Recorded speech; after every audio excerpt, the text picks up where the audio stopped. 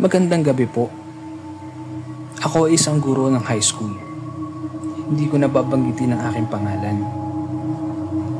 Medyo matagal na ako nagtuturo, kaya sanay na ako sa light checking ng papers, lesson plan at ingay ng mga bata.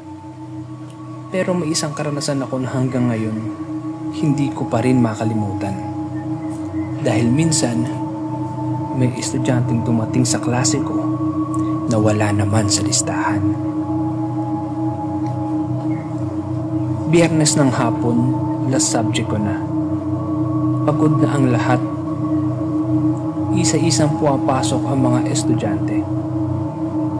At nagsimula na rin ako mag-check ng kanilang attendance. Habang binabanggit ko ang mga pangalan, napansin ko may nakaupo sa likuran. Isang batang babae na maputla, naka-uniform, pero mapapansin mong medyo kupas na yung kulay. Tahimik lang siya at nakatungo. Naisip ko na marahil ay nahihiya pa. Lumapit ako at tinanong ko siya, Miss, anong pangalan mo? Hindi ka sa section na ito Dahan-dahan siyang tumingin sa akin. Andito po ako, sir. Matagal na.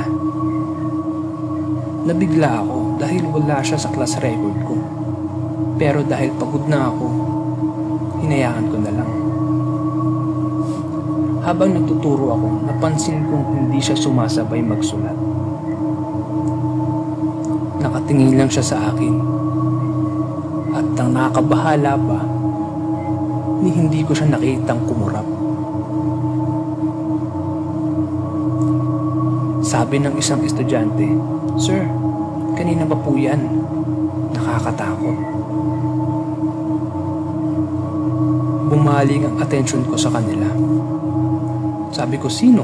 Yung bago?" Ngumisi yung batang babae. Paglingon ko sa upuan niya, wala na siya. Kinabukasan, nagtanong ako sa isang janitor habang nagwawalis, "Kuya, may estudyanteng babae ba ito na bago?" Napahinto siya.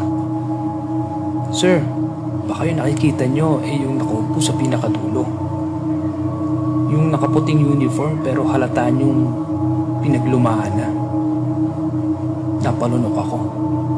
"Oo, bakit? Kilala mo ba?" Sabi ng janitor. "Sir, matagal na yun. Estudyante rito noon.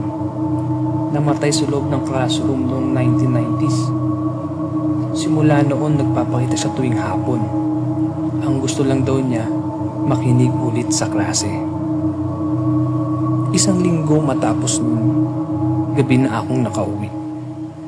Nag-check ako ng papers mag-isa sa faculty nang biglang may kumatok sa pinto. Pagbukas ko ng pintuan, andun yung batang babae.